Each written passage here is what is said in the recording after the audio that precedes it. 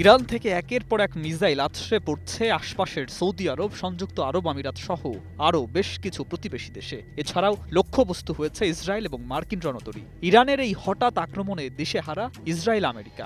এই পরিস্থিতিতে ব্লুমবার্গের প্রতিবেদনে দাবি করা হয়েছে ইরানকে সরাসরি অস্ত্র সহায়তা দিচ্ছে চীন।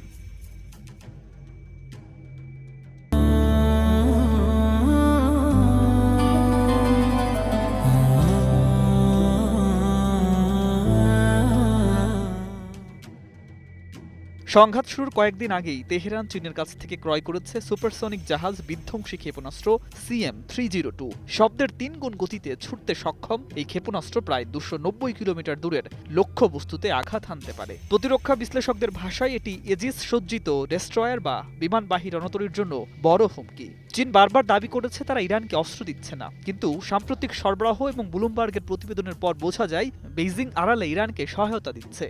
ফলে মধ্যপ্রাচ্যে মার্কিন ঘাঁটিতে হামলা বেড়েছে এবং ইরান একের পর এক হামলা অব্যাহত রেখেছে।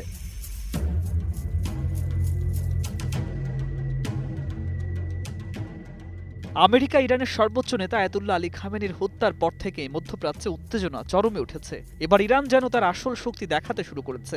সৌদি আরবের রাজধানী রিয়াদে মার্কিন দূতাবাসে ড্রোন হামলা সংঘটিত হয়েছে। হামলায় অগ্নিকাণ্ড, ক্ষয়ক্ষতি হলেও কোনো প্রাণহানি হয়নি। মার্কিন দূতাবাসের সব কর্মী দ্রুত নিরাপদে পৌঁছেছে।